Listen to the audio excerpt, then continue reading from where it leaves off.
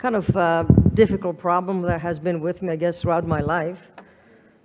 The role of women in cardiac surgery has started in 1960, where Dr. Nita Starr-Bromwell became the first woman to perform the first open heart surgery by a woman.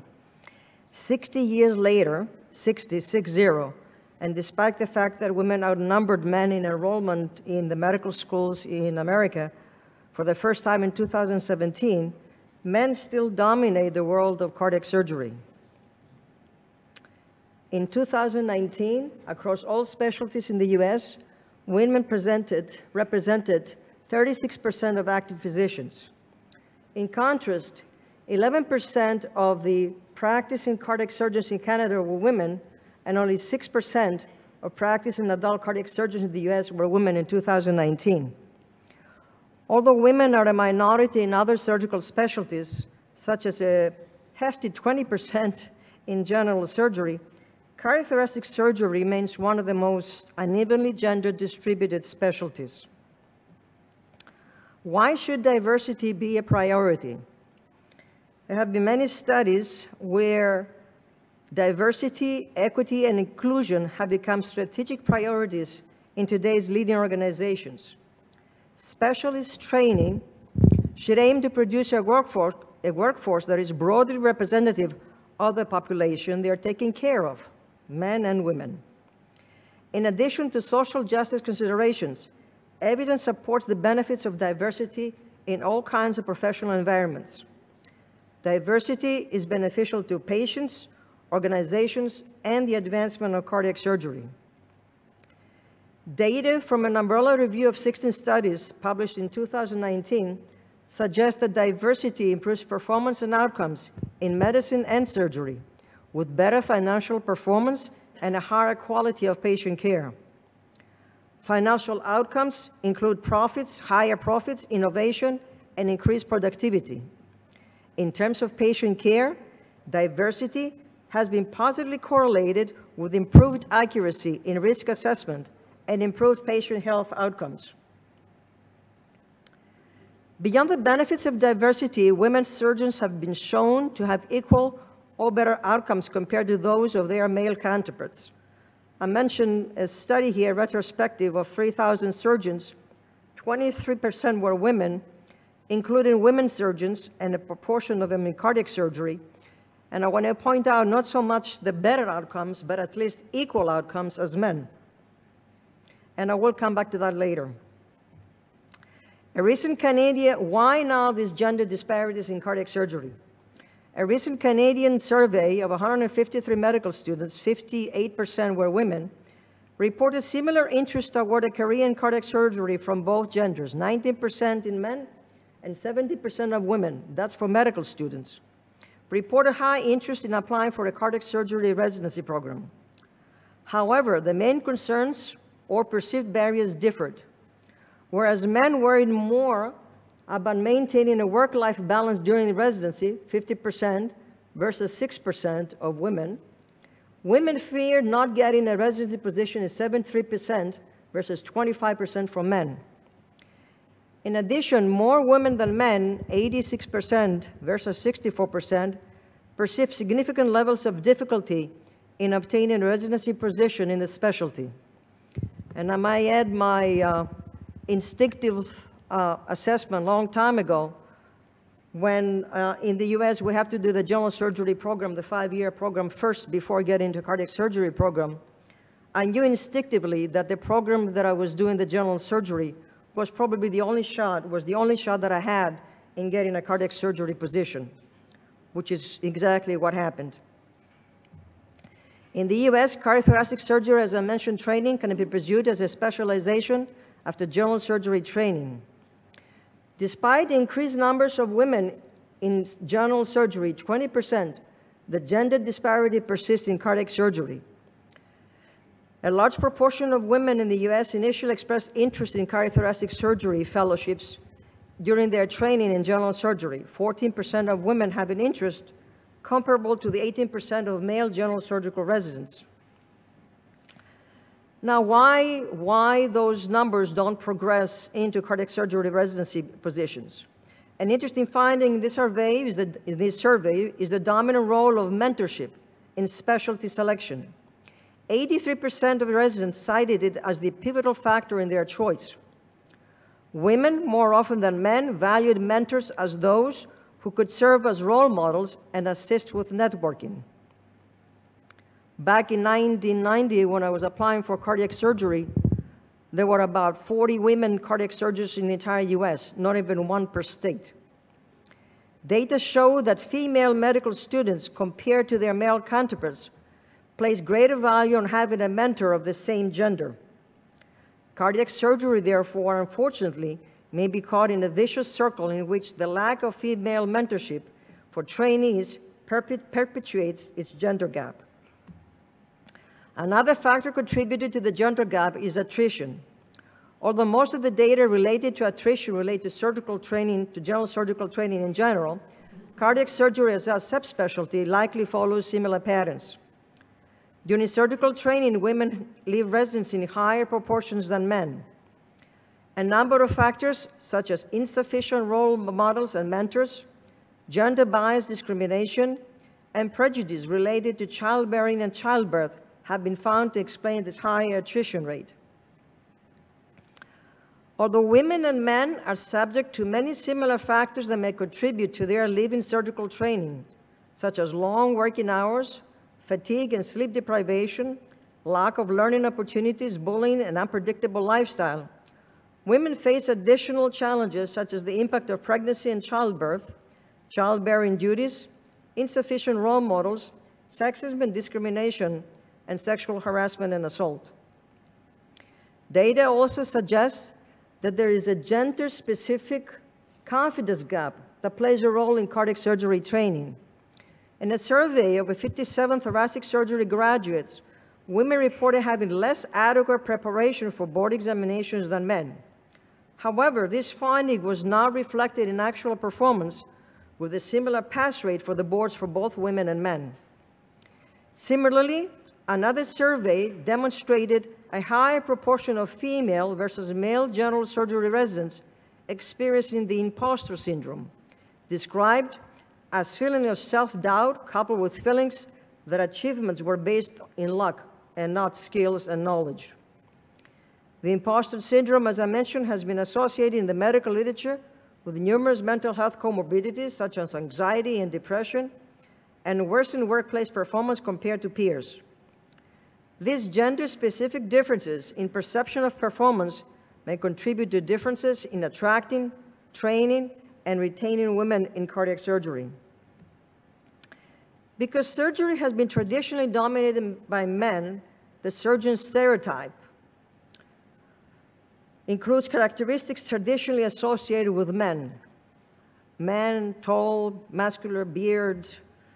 The woman surgeon is expected to assume the habitus of this surgeon culture that values male attributes, such as assertiveness and aggressiveness, as opposed to traditionally female attributes, such as nurturing behaviors and passiveness. If a woman surgeon, general or cardiac surgery, is aggressive, I've heard of the description bitch, studies have shown the negative backlash from evaluators occurs when women go against gender expectations in the workplace. The classic double bind from studies shows that women can be perceived as being either competent but unlikable, or likable but incompetent. Society at present is scrutinizing the idea of gender behavioral norms. These behavioral norms may contribute to the paucity of women in cardiac surgery. Another roadblock for women surgeons is that they suffer more repercussions from negative outcomes compared with their male colleagues, as shown in a study of examination of medical referral patterns. The impact of a negative patient outcomes are threefold. One, there's a sharper drop in referrals to women surgeons after a negative outcome.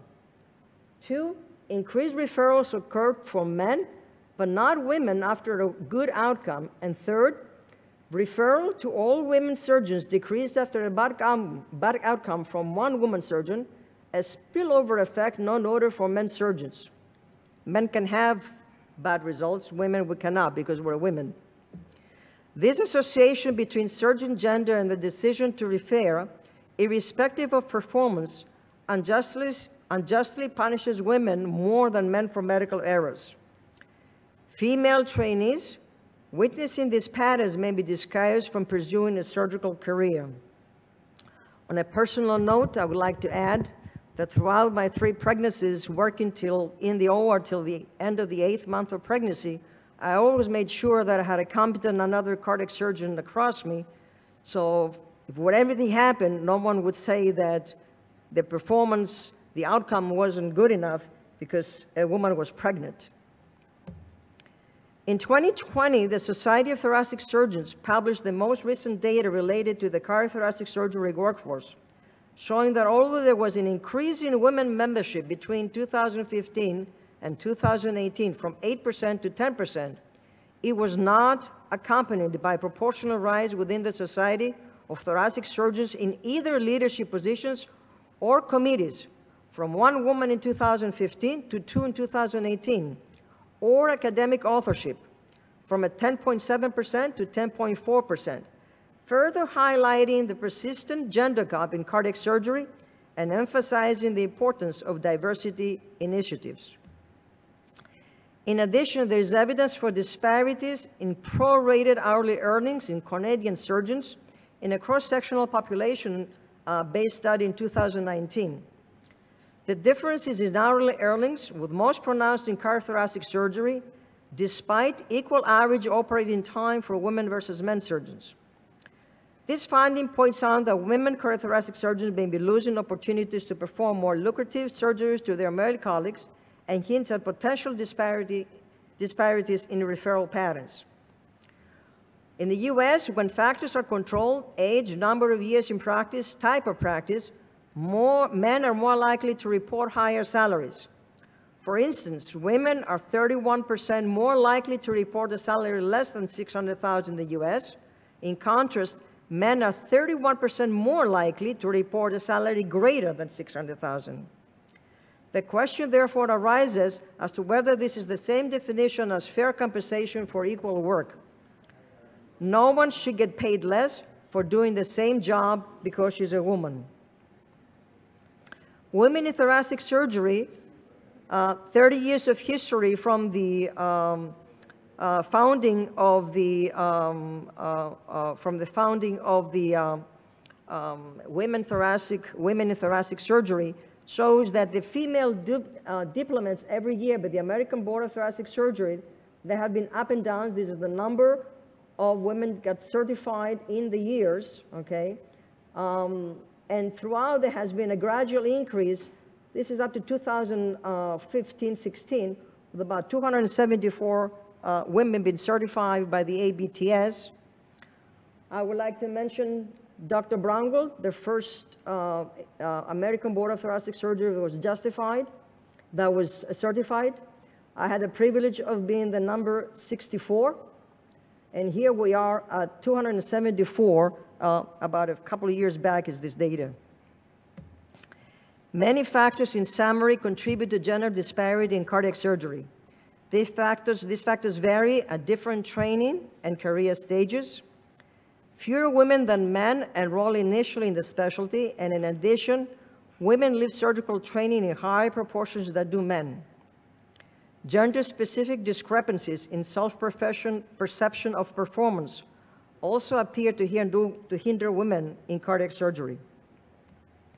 When in practice, women surgeons encounter unique biases related to referrals, and they seem to be getting fewer academic and leadership opportunities. There also seems to be a wage gap between male and female cardiac surgeons for similar job description, working hours, and caseload. Targeted interventions at each step of the pipeline may help improve and level the field to attract and encourage women to pursue cardiac surgery. There is hope. Despite the gender gap in the pool of currently practicing surgeons, the statistics on surgeons in training are more encouraging. 20% of newly certified cardiac surgery fellows in Canada and 20% of cardiothoracic surgery residents in the US are currently women. With most women new entrants entering the workforce in the past 15 years, one of the most striking features of the current women cardiac surgeons is its youth. I don't know if you can see that, but this is a painting from a surgeon, a woman surgeon, Susie the Surgeon by Dr. Michiko Murayama, in support of women in medicine. After a long call shift, I picked up a paintbrush and started to paint. I was artistically and emotionally moved by a conversation I had with a medical student. She was interested in surgery, but along the way, she was told that she lacked the surgeon's personality. She was too nice and simply a woman. Sadly, I have heard this before. To all the young girls and women who dream of becoming a surgeon, and to my fellow female surgical residents and colleagues, we can do it. Thank you to all my mentors who have paved the path in fields less taken. On a personal note, a woman with 3 hats, there are millions of working women, wife, mother, cardiac surgeons, scrutinized for every word, action, physical status, for example, pregnancy, outcome, by more than 95% of the male colleagues. Thank you.